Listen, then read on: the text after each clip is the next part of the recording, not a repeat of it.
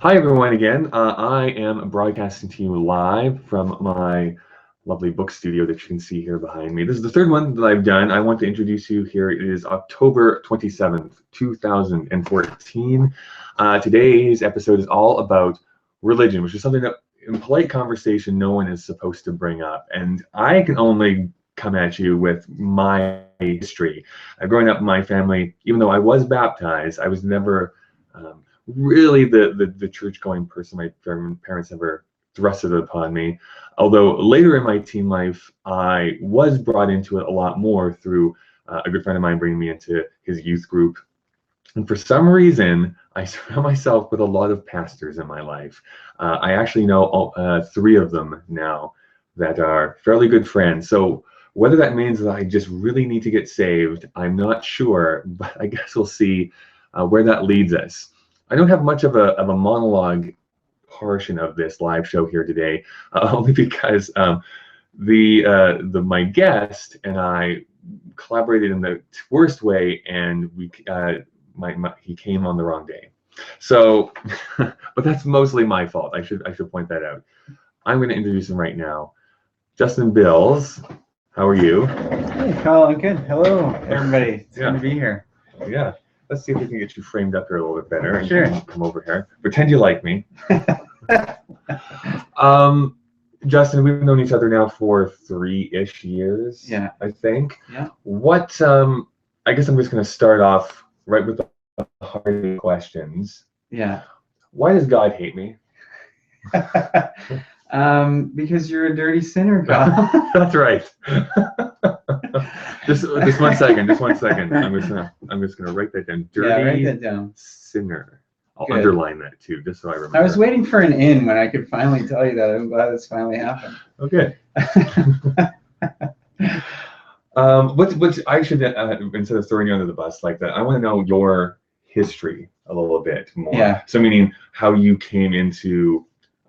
I call it the church, even though I realize that's just like there's many branches and stuff like that to it. But I guess, how did you find your faith? That's a better question. Yeah, that's a good question. I think like a lot of people, mine was a part of my upbringing. So it was a family thing. So in a lot of ways, I didn't necessarily choose it until I was about 18 or 19. My parents were they worked with missions, so they were considered missionaries. And I don't know. I'll give you a short version. I'm sure nobody wants to hear the full version anyway. But we have 8 hours according to YouTube. I can broadcast for 8 hours. 8 hours later. Well, I think something unique to mine is that my parents' example to me, something in faith that I thought still sticks with me. My dad was a chaplain in Hollywood at an AIDS hospice when I was young. Right. So I think what I saw is a Christianity or a religion early on that was about loving people that very few people loved. Mm-hmm. And this was in the 90s when people thought AIDS was God's wrath on homosexuals. People were afraid of people with AIDS. And I watched my dad, who his faith compelled him to hold the hands of dying people with AIDS and love them. So I think for a lot of reasons, that's why I didn't necessarily turn away from it, because I think I saw something really beautiful in it. When I was 18, I thought God hated me. Okay, why is that? I went to church and, Kyle, maybe you experienced this as well, but you're surrounded by people that seem to be intimately connected to God. Mm-hmm. Maybe they'll say things like, God speaks to me, or I can feel God, or, I raise my hands in worship and it's like, God's right there. And that just wasn't really a reality for me. Can I say something kind of right now? Yeah. Because the only analogy that, I guess, the only kind of analogy that I can give right now is when everyone keeps telling me that Beyonce is like their everything and she's like the best thing in the world, and I'm kind of on the sides of being like, I don't really get it. Mm-hmm. I mean, I don't hate her music, but it's just like, it's not like, give me the new Beyonce tracks, like I'm so jonesing. That is what sacrilege, I mean? Kyle. It is to Beyonce, to my bae. Yeah, to the bae. You know, it kind of was like that. It was kind of like God is like a boyfriend to me. Mm-hmm. And I felt in a lot of situations, in some I kind of could grasp what was going on, but I just felt in a lot of situations God is a mystery, and I don't feel connected, and he doesn't speak to me. Mm-hmm. And I came to the conclusion either doesn't exist or he doesn't love me like he Right. loves these people. And so how did that change? To be honest, it was because my entire life was built on this foundation of religion, Mm-hmm. and to walk away from it was so costly. Okay. Like, and I'm not saying this is a good thing, but I would have really hurt my family. Right. Is a big thing. And you know, it was all I knew. My parents taught me how to be a missionary. They didn't teach me a trade. I was homeschooled, and Right. my whole life was so dependent on this religion. I thought it's better for me to just keep trying until it works Okay. than to walk away. And funny enough, and I don't know what viewers are going to think, I with it until it clicked, and I feel like it did. I don't necessarily feel like, every time I close my eyes to pray, I am 100% sure that God is real, but I certainly have made my own personal connection to faith, and I can certainly say this isn't due to family. This is my decision. Right. So I think just through not giving up, I actually was like, okay, I've made this a real part of myself. Well, you think that that's actually a kind of a really interesting point then, that you kind of grew into it by kind of staying within it. Do you feel that people sometimes, not just for religion, but anywhere, just give up too easily, or just give up when it is the toughest for them, instead of kind of pursuing that path? Yeah, that's a good question, Kyle. I almost feel like maybe we misrepresent things and say, to be a part of faith, you need to be sure that God is real. You need to have mountaintop experiences. You need to you have to have this testimony that God appeared to me in my room. And I have the footprints poster on my wall. That's a good start. Right. But I think we misrepresent that. If you're not feeling an intimate connection to God, you're doing something wrong. Whereas I feel like actually walking in faith means there is doubt. There are times where you don't feel it. There are times where you say, maybe we are just a product of something other than God. But faith is kind of saying, I'm going to make this decision to still put my trust in this thing that I'm not always sure is real. So to answer that question, I'd say, yeah, sometimes people just want it to click and it doesn't click. And I would just say, I don't think it's supposed to click. It's faith. Right. There's supposed to be an aspect of faith to it. So, yeah. I think, and there seems to be this conflict, obviously, between what people call faith and what people call reason, I guess, which basically means then obviously that they're diametrically opposed. When people, I think, bring up those two words or those two terms. Yeah. I guess, how do you reconcile those two areas of your life, where this is my faith part of my life, and this is just because I know we've had this conversation, obviously the earth is not just 6,000 years old. Yeah. Right. Yeah, that's a good question. And I'm outing myself now as not a young earth Christian, so we just lost all our viewers. Yeah, I think I grew up in a time where it was evolution versus faith. Right. It was science versus faith. I had books to tell me, humans and dinosaurs lived together, what I see now, like I watched Cosmos, Neil deGrasse Tyson and things like that. And I didn't actually feel it opposed any of my faith. In a sense, the vastness of the universe and the complications of evolution and things like that. Although I'm sure me and Neil deGrasse Tyson don't agree on everything, but I just kind of thought this vastness or beauty of the world actually opens up my heart to God. And so, Yeah, I mean, not to open a can of worms, but the young Earth creationists, like somebody just went into the Bible and added up all the years, that says, this and that. I don't necessarily think that, we were meant to make the Bible into that. So, well, how much, and this again is just in your view, how much do you view the Bible as, which parts are parable and which parts are like actual history that we're reading? Yeah, this is a good question. It's so funny because it makes me a little bit nervous, like I'm outing myself. Certainly, let me just say this. Yeah. There's certainly, for me, when I look at Genesis 1 and 2, which tell us about how we were created by God, if you believe in the Bible. And for instance, I think the stars are created after the trees. But we actually, Neil deGrasse Tyson or people that have studied actually know that trees are made out of the stars. Right. We are made out of stardust. And then there might be this thing to say, well, then Genesis is phooey. It's not real. That's the exact word they use, actually. And it's a lie. Yeah. And it's a lie, but I rather see it was this beautiful poem that somebody that was born before any way to comprehend, the stardust, told this beautiful poem and prose that God loved his creation and wanted his creation to be birthed out of this wonderful God that wanted to share himself with people. And I don't think having to say that perhaps that's a poem makes it any less true. Right.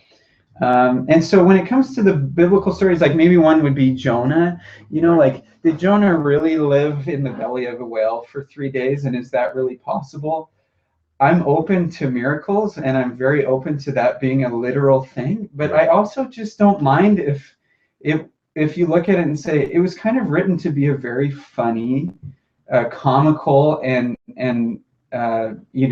confronting story. And to me, I just think I don't really know which one it is, but I don't really care because this story is still true. What it has to say about me and my relationship to people and God is still true. So there's certainly aspects of to answer your question, there's certainly a great deal that I think people should take to say, is this a poem or is this fact? And I think the Bible is a library of different genres, and I think some of it is poems and some of them are stories. I still feel like it's totally inspired by God, though. Yeah, so it's getting to that spiritual truth. I think I was having a conversation with someone, and I can't remember who it was now, the other day, where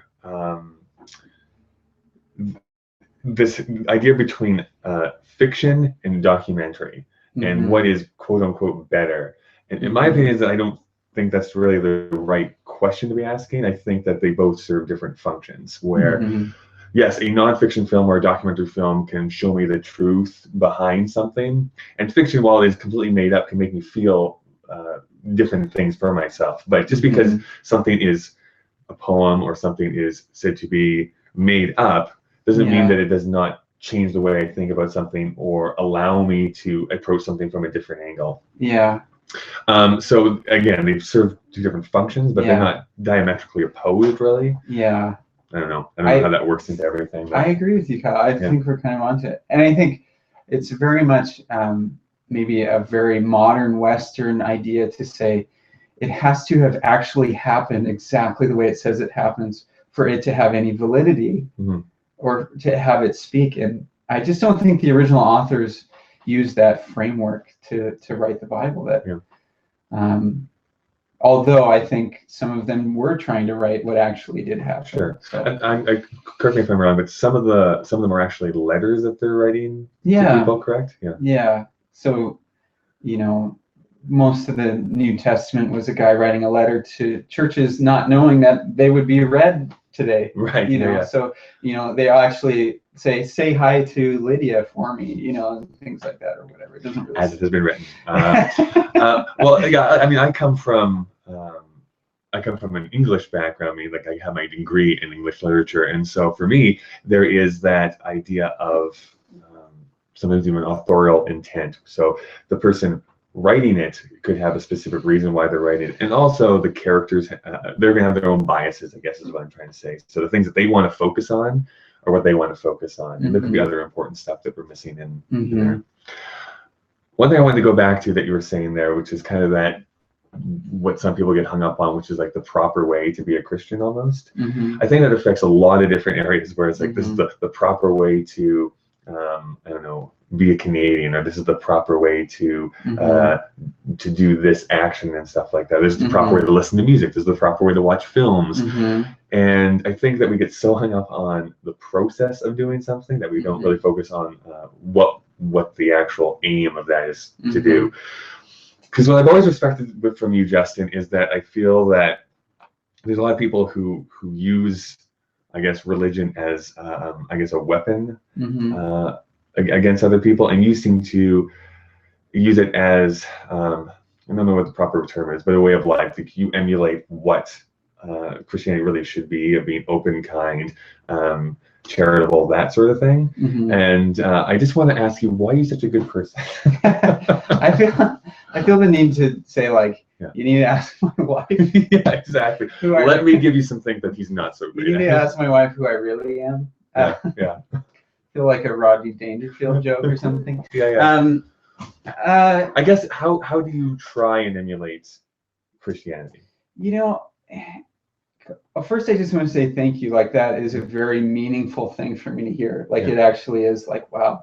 And it's very new. It's not like a large part of my Christian life was about me being other than, you know, so there was the Christian and the non-Christian, and I was other than, so there was something in between me and you. You know, there was a categorical divide, and I could only truly be okay with you if I could somehow pull you into my category.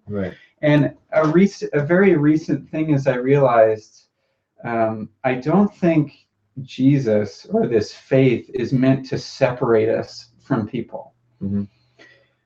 If anything, I think it should join us to people. It should inspire us to not have that divide, to say, you're different to me, you need to be just like me in order for me to love you. I just discovered, I think Jesus was more about the opposite. It's loving people that are different to you. And I just thought, I hope my faith is inspiring me to actually not have any distance between the other, and to say, you know, if anything, whether you believe it or not, you're just as loved by God as I am. You know, and maybe I should see creation as God sees it, that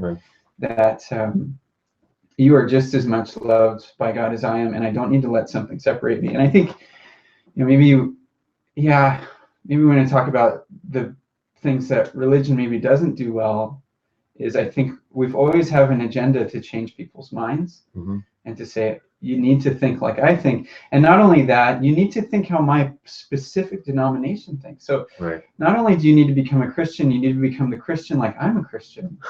And it just gets so disunified, and it stops becoming this beautiful story of a God that actually loved his creation so much. So I guess all that, maybe a rambling way to say that it's something new for me, and I certainly wasn't, Christianity didn't always do that, but the people that I love and the people that I'm inspired by are actually the people that when you're with them, you think, I can start to see what Jesus is like. Because this person is actually acting like him.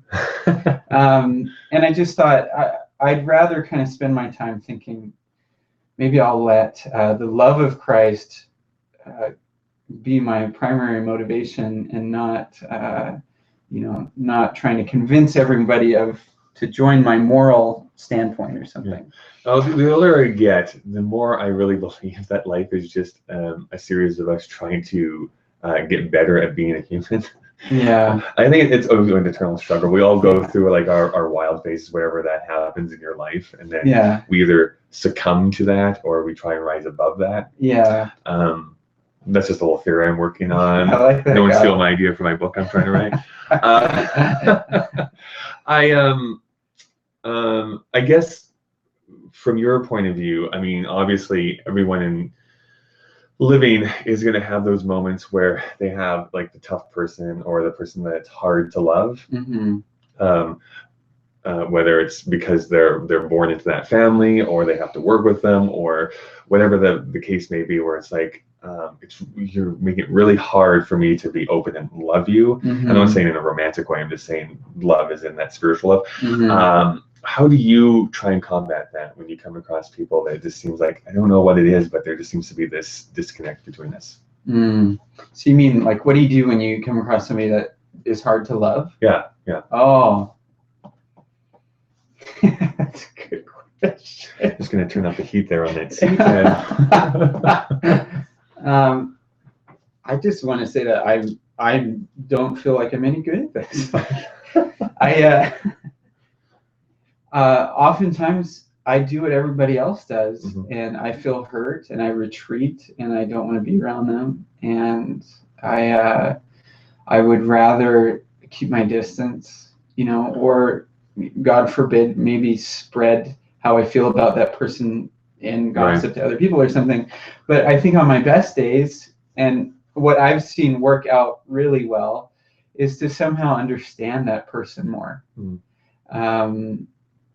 To hear their story and to actually start to realize that, and I don't mean to assume that everybody has some form of hurt that causes them to do that, but Sure. maybe they've come from a background that's just formed them in a way, or maybe I just need to recognize not everybody's going to be like me. Not everybody is going to like what I have to say, and not everybody is going to gel with my personality, but that doesn't mean that I can't recognize that this is a person. So what I've found is, on my best days, being kind and having a listening position does a lot of good. It took me a long time because I was always a very quiet person growing up, and still really am a quiet person, but I would get so irrationally angry when people would either like not like the same things I did. For some reason, it's like, oh, what you're saying is that I'm a terrible person. Yeah. It's just like, no, that's not what they're saying. They're just saying they don't like that one thing. Yeah. And so I really had to take a step back and be like, this isn't about me. This is about them not liking that one thing. Yeah. We've been talking for 20 minutes. That went by really fast. Oh, I'm sorry, Kyle. No, that's okay. What we have to do now is we have to go into these 4 stupid questions I'm going to ask you. Great. So these are the 4 most important questions, by the way, that we have to get to. So I'm wondering, which has the better sequel, Samuel or Kings? Oh, Kyle, the better sequel. I would think Samuel does. Why is I'm just that? going to land there. The sequel to Samuel is King David really hitting his stride. Oh, nice. It's kind of like it's a cool story. It's a cool story. Come on, kids, let me tell you about this cool story. Second Kings is just hearing a bunch about kings, and anyway, it's all inspired though, everybody. Justin knows this about me a lot, which is that I've said this like so many times. I want at one point in my life for someone unironically to come up with a chair, pull it around so they can sit down with their arms and be like, let's rap about the King David. The cool youth pastor is what I call Yeah, it. exactly. What's your favorite snack? Oh man, Ritz, just straight up Ritz crackers. I Really? don't think there's a better flavor on the earth than just a plain Ritz. So like nothing on it, like just the salty Ritz crackers. Just the salty and no reduced salt, like the full amount of salt. Like there's just not a better flavor on the planet than a Ritz cracker. So cardboard and salt. There we go. We have that. There's actually, my mother has a recipe where she crushes up Ritz crackers for pie crusts. Oh wow. And bakes apple pie in it, and it's actually That very is so Rocky Mountain House. I can't believe it. The ghetto of Rocky Mountain House. That's what you get when you go there. We were going to have a film festival tomorrow with horror films. Yeah. I'm wondering what your favorite scary movie is. Yeah, that's such a funny question for me. I was homeschooled. Right. Really brought up in a shelter tradition. So horror movies were not something that we watched. So I'm going to go with The Goonies. Although, in recent years I've watched a few. Yeah.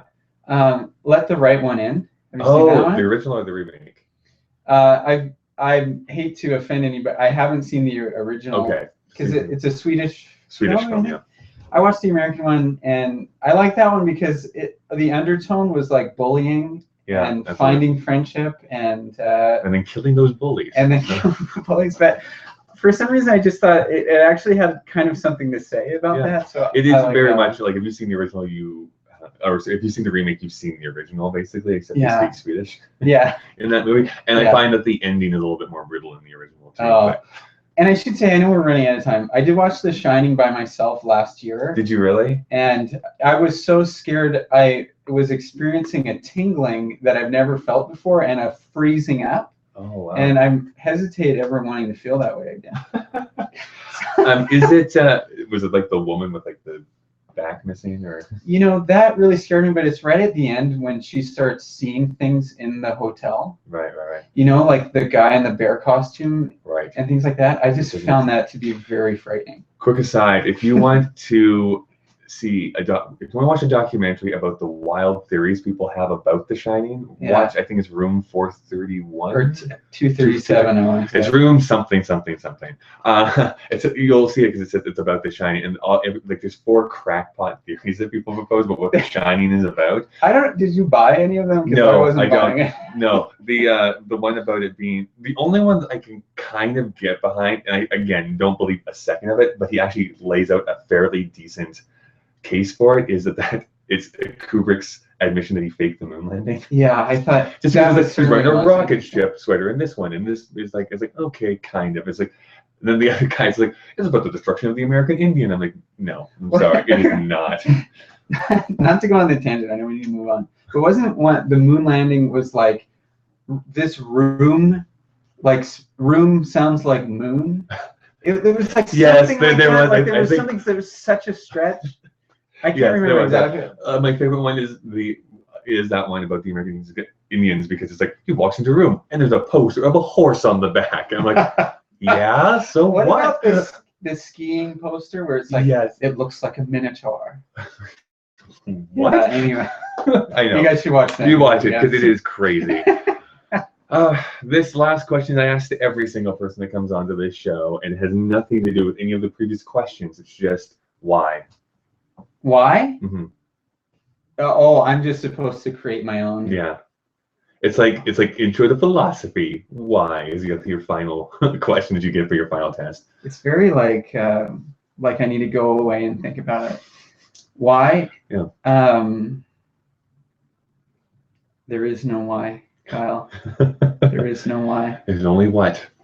That's right. That really means nothing. I just don't know No, what to say. that's okay. That's fine. Well, thank you, Justin, for being a guest on my show. That was really, thank you for just giving me a platform. And I should say, I'm just speaking from my own personal opinion. Yeah. I'm not representing Christianity as a whole. I know.